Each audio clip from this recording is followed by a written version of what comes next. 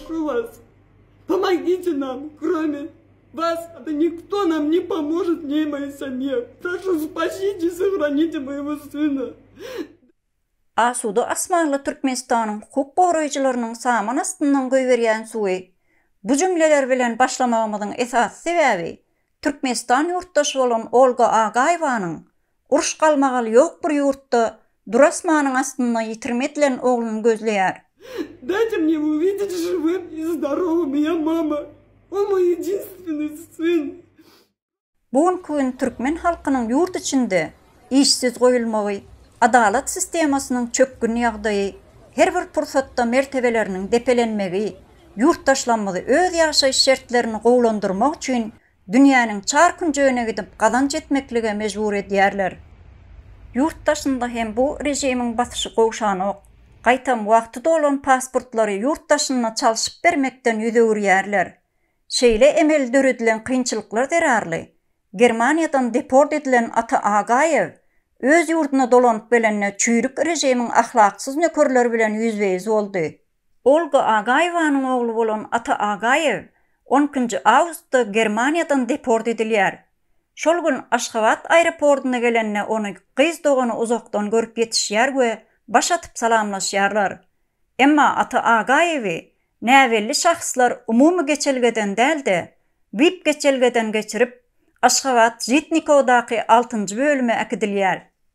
13-njy awgust günü bolsa özüni şatlyk diýip tanadan halky ýyllardyr gorky astynda saklap gelýän ady belli 6-njy addyelyň işgäri Agayewanyň gyzyna jaň edýär.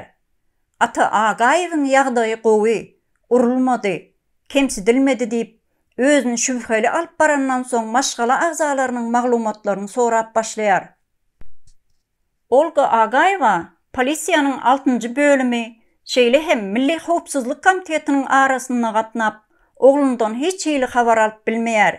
Henizeçelli oglu bilen görüşüp bilmedik Olga Agayewanyň ýeketäk tamasy guramaçylykly jenaýatçy toporyň baş tutanlaryndan bolupdyr. Много уважаемый наш дорогой президент. Мы с дочерью отправили вам письмо, но мы не знаем, дойдет это письмо до вас. Да нет, поэтому я вынуждена вам. Görüşümüz ýaly Türkmenistan rejimi halka görkezip gelýän dulmuny sistematik şekilde dowam edýär. Ata Agayew hem hukugy elinden alynan, mertebesi tepelenen, diri ýitirmedilen, zähmet migrasiýasynda bolup gazanan pullaryny ene toprağına getiren we aýagyny basan wadyna sözde hukuk goraýjylaryna taladan müňlerçe watandaşlardan biri. Bu wakalar bolsa ýurt içinde her bir ýurtdaşyň jan howpsuzlygynyň ýoklugyny görkezýär.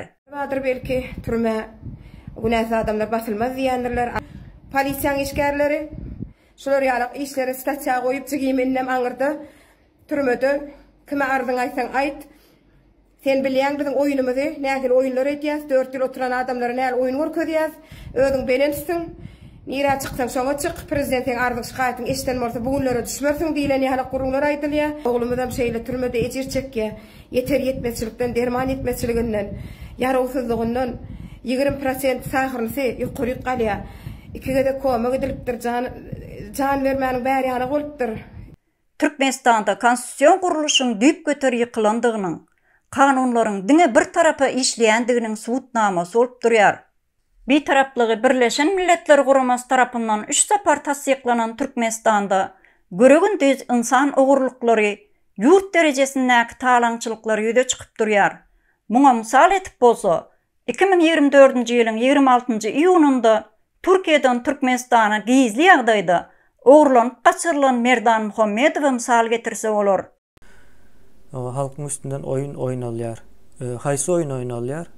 Bu oyun açırt soğun pikir edip oylap tapan sistemasını kurandan beri oynalayandır bu oyun. Taşcacık içmeyecek bir yurtta insanın can howpsuzlygy islendik minutda kesilip bilinecek hala geldi.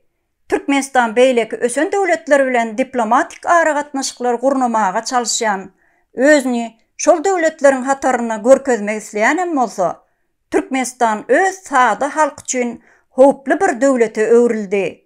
Sözde hukuk goraýjylar tarapyndan ýitirmedilen Ata Agayew muňa şaýatlyk edýär.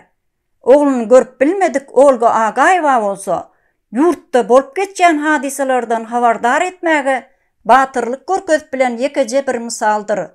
Häzirki wagtda rejimden gorkup derdini dile getirip bilmedik görnäçe eneler var. Прошу вас, помогите нам, кроме вас никто нам не поможет, ни моей семье. Прошу, спасите, сохраните моего сына.